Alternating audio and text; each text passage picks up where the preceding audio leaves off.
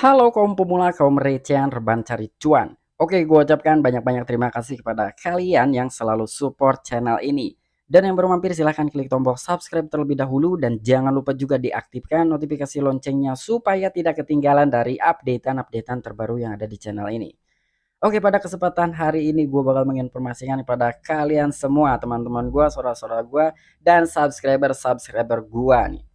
Oke, sebelum lanjut ke pembahasan di sini gue ingatkan kembali kepada kalian tetap do your own research.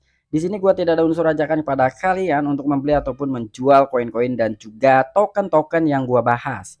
So, apapun resikonya gue tidak ikut bertanggung jawab. Oke, sebelum lanjut ke pembahasan di sini, kita cek-cek terlebih dahulu dari segi marketnya ya. Nah, untuk market sekarang di mana Bitcoin telah naik 2,41% dan harganya masih di bawah 20.000 dolar ya, melainkan dari 19.974 dolar per satu Bitcoin. Dan untuk Ethereum pun mengalami kenaikan 3,73% dan disusul oleh beberapa altcoin lainnya yang terseret oleh arus Bitcoin yang mengalami kenaikan. Di sini Bitcoin naiknya tipis ya, tetapi di sini beberapa altcoin naiknya wow, keren-keren lah. Nah, jadi sekarang yang bakalan gua bahas itu adalah koin XRP. Nah, kira-kira ada informasi apa nih dari koin Ripple ini? Nah, jadi untuk dari koin XRP sekarang harganya hanya di 0,32,11 dolar atau setara dengan 4.820 rupiah. Dan untuk per hari ini dia naiknya hanya 1,61%. Nah, untuk dari koin XRP ini mungkin kalian sudah tahu semuanya ya bahwa beberapa tahun ke belakang XRP ini dihimpit benar-benar gitu ya oleh SEC atau sekuritas keuangan lah.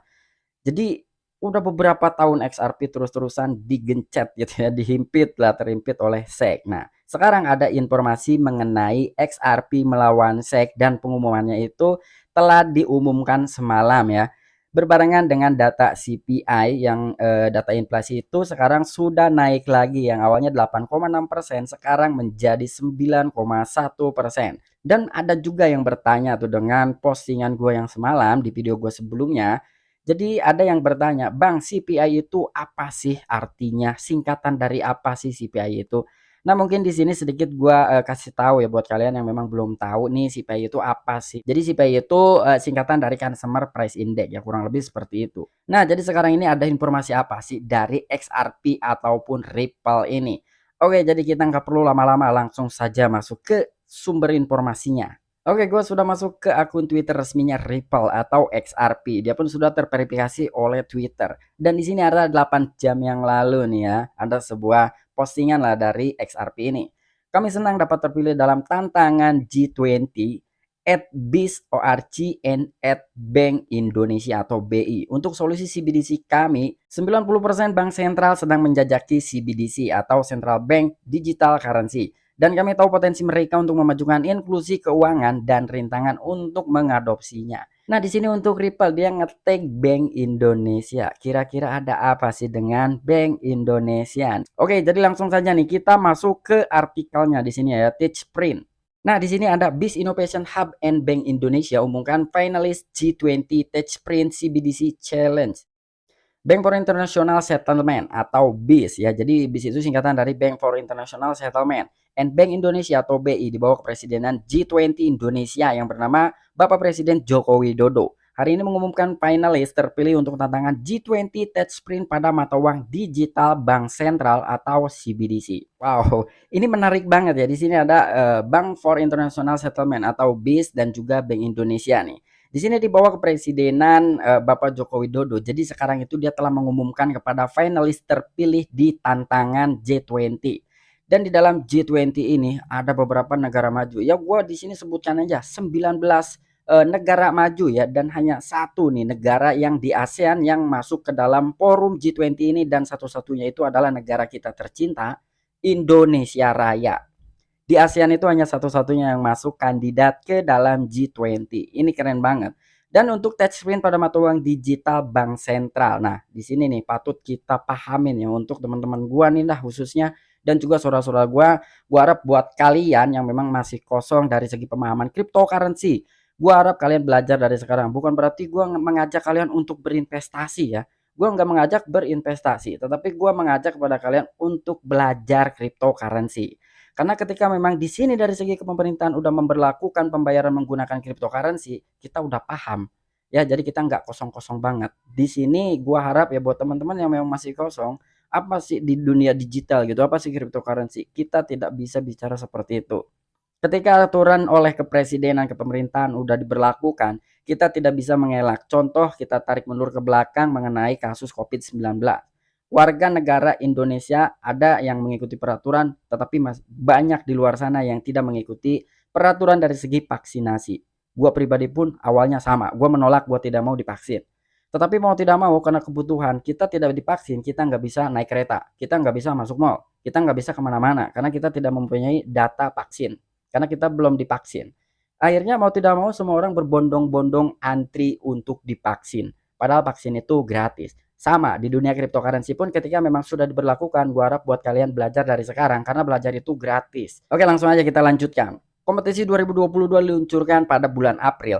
BIS Innovation Hub and Bank Indonesia menerbitkan 3 tantangan operasional dan mengundang berbagai pemangku kepentingan termasuk inovator, pengusaha, pengembang, ilmuwan data, dan pakar telekomunikasi di seluruh dunia untuk mengembangkan solusi teknologi inovatif bagi mereka. Pernyataan masalah mendorong peserta untuk membangun sarana yang efektif dan kuat untuk menerbitkan, mendistribusikan, dan mentransfer CBDC untuk memungkinkan inklusi keuangan dan untuk meningkatkan interoperabilitas dan menghubungkan sistem pembayaran dengan lebih baik. Nah, di sini ya untuk kompetisi 2022 yang diluncurkan pada bulan kemarin, tepatnya di bulan April. BIS atau Bank for International Settlement Innovation Hub and Bank Indonesia. Dia pun telah menerbitkan nih 3 tantangan operasional dan bahkan dia pun telah mengundang dari berbagai sisi, dari berbagai kepentingan-kepentingan ya, khususnya untuk inovator itu yang pertama, kedua pengusaha, pengembang, ilmuwan data dan bahkan dari pakar telekomunikasi di seluruh dunia. Jadi dia meminta saran ya untuk dari segi solusi teknologi inovatif bagi mereka. Nah, di sini untuk dari segi inovatif mungkin sekarang kita berkaca dari m-banking, mobile banking, internet banking. Kita sudah tahu lah ya. Kita pun sudah paham bagaimana cara menggunakan m-banking atau mobile banking ya. Cuman di sisi lain, kita menggunakan m-banking pun belum tentu aman. Itu banyak sekali kasus-kasusnya yang telah dibobol melalui m-banking. Dan di sini juga akan memungkinkan untuk inklusi keuangan, bahkan untuk meningkatkan dari segi interoperabilitas untuk menghubungkan sistem pembayaran dengan baik. Artinya di sini ya, ketika kita ingin melakukan pembayaran dengan baik, ya mungkin kita udah terbiasa dengan aplikasi Dana, GoPay, Oppo, ShopeePay, segala macam gitu ya. Itu udah biasa kita gunakan. Tetapi di sini yang akan dicoba adalah dari segi pembayaran menggunakan cryptocurrency. Itulah yang akan dicoba untuk negara Indonesia dari segi pembayaran menggunakan cryptocurrency khususnya di koin XRP ini atau Ripple. Dan bukan cuman ini aja nih, kita langsung saja beralih ke yang sebelah informasinya. Oke, dikutip oleh You Today. Nah, di sini informasi lanjutan mengenai koin Ripple atau XRP ya. Jadi di sini Ripple mencetak kemenangan signifikan karena hakim menolak klaim hak istimewa pengacara klien SEC atau sekuritas keuangan lah ya. Nah, di sini Ripple sekarang telah menang telak ya, bisa dibilang gitulah, telah menang telak. Sudah beberapa tahun dia terhimpit, akhirnya dia merdeka juga gitu ya. Hakim-hakim Sarah Netburn telah menolak klaim hak istimewa pengacara klien Komisi Sekuritas dan Bursa Amerika Serikat sebagai pukulan bagi badan pengatur dokumen harus dibawa pungkasnya. Pengacara pembela James K. Phelan yang mengikuti kasus ini dengan cermat menggambarkan keputusan itu sebagai bantingan tubuh. Nah, jadi di sini ya, yang pertama itu ada Hakim Sarah Netburn. Dia telah menolak dari klaim hak istimewanya pengacara klien Komisi Sekuritas atau SEC ya di Bursa Amerika Serikat. Bahkan di situ dijadikan sebagai pukulan bagi badan mengatur dokumen itu harus dibawa ya, jadi gitu. Karena di sini dia tidak membawa dokumen-dokumen pentingnya gitu, masih ada yang ketinggalan lah. Akhirnya di sini dari hak-haknya itu ditolak oleh Sarah Netburn. Dan untuk dari pengacaranya yang bernama James K. Phelan ya, dia pun mengikuti dari kasus ini dengan cermat dan dia pun menggambarkan dari keputusan itu sebagai bantingan tubuh ya. Jadi sebetulnya bukan bantingan tubuh karena memang nggak ada data-datanya, buat apa harus dibela gitu ya. Jadi walaupun James K. Phelan ini sebagai pengacara, tetapi di sini tidak bisa hanya sebatas omongan, tapi semuanya by data gitu ya, berdasarkan data. Datanya yang nggak lengkap ya jelas-jelas ditolak gitu ya. Ini kurang lebihnya seperti itulah. Saya ingin meminta hak istimewa pengacara klien untuk melindungi dokumen internal yang terkait dengan pidato Ethereum yang terkenal yang diberikan oleh mantan pejabat tinggi William Hinman. Penggugat awalnya berusaha untuk menegaskan hak istimewa proses deliberatif, tetapi agensi menggagalkan upaya tersebut pada bulan Januari. Pengadilan memutuskan bahwa mengumpulkan fakta dari pihak ketiga tidak memenuhi syarat sebagai aktivitas istimewa. Nah, di sini saya ingin meminta hak istimewanya kepada pengacara yang bernama James K. Phelan ini. Namun mungkin dari James K. Phelan ini dia tidak bisa memberikan itu karena memang tidak ada datanya gitu ya. Mau ngotot seperti apapun ketika memang tidak ada datanya itu nggak bisa ya, walaupun saya terus-terusan memintanya gitu, meminta haknya pribadi itu nggak bisa ya. Karena bingung juga, kita bicara data tetapi datanya nggak dibawa ya, kira-kira seperti itu. Nah, untuk dari segi penggugat nih, awalnya dia terus berusaha untuk menegaskan hak istimewanya dari proses deliberatif. Dan dari segi agensi itu telah menggagalkan pada bulan Januari ya. Dan di sini dari pengadilan pun telah memutuskan gitu, dia harus mengumpulkan fakta dan pihak ketiga gitu, itu tidak memenuhi syarat sama sekali sebagai hak istimewa atau aktivitas istimewa. Jadi di sini udah jelas ya, itu udah dari bulan Januari kemarin gitu. Dan sekarang udah bulan Juli, itu semuanya harus dikumpulkan seharusnya oleh SEC ya, kalau memang dia memang benar-benar meminta hak istimewanya. Tetapi apa daya gitu, SEC tidak membawa data-datanya atau memang mungkin dia nggak punya buktinya gitu, makanya di sini ditolak dan akhirnya Ripple telah memenangkan perdebatan ini. Oke, mungkin itu aja informasi yang bisa gue sampaikan pada kalian mengenai koin XRP. Dan di sini gue ucapkan selamat untuk XRP ataupun Ripple. Dan yang kedua, gue ucapkan selamat juga oleh Indonesia, khususnya negara kita tercinta yang menjadi tuan rumah G20 atau Group of 20. Ini luar biasa Indonesia, gue nggak nyangka banget dia bisa menjadi tuan rumah. Dan untuk G20 sebelumnya itu berlokasi ataupun yang menjadi tuan rumahnya itu adalah Italia ya pada tahun 2021 dan akhirnya Hannover dengan Indonesia. Dan hanya Indonesia lah yang menjadi kandidat G20 di seluruh ASEAN Tenggara. Wow, ini keren banget Indonesia. Jujur sekali gua nggak nyangka dengan Indonesia. Ternyata Indonesia mempunyai angka PDB yang luar biasa ya.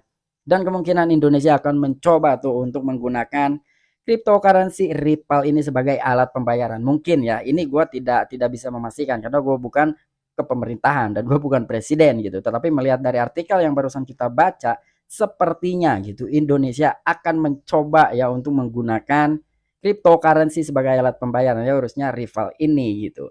Tetapi ya mungkin entah apa gitu, entah kapan gitu ya ini akan terjadi. Cuman ya itulah pesan gua terhadap teman-teman gua semuanya yang memang belum paham dengan cryptocurrency. Gua harap kalian sekarang belajar aja basic-basic cryptocurrency. Bagaimana sih cara menggunakan exchange? Bagaimana sih cara menggunakan cryptocurrency? Bagaimana cara ngirim, cara nerima, cara beli? Intinya seperti itu. Bukan berarti gue mengajak kalian untuk berinvestasi di cryptocurrency, itu sama sekali nggak benar ya. Jadi gue hanya ya buat teman-teman aja lah yang memang belum paham dengan cryptocurrency mulai dari sekarang ya. Karena ketika memang pemerintahan sudah menetapkan aturan, kita sudah tidak bisa mengelak. Apapun kita harus mengikuti aturan yang sudah ditentukan oleh kepemerintahan negara kita, khususnya negara Indonesia. Oke, sampai jumpa. Saksikan di the next video-video gue selanjutnya. Salam cuan, salam profit. Bye-bye.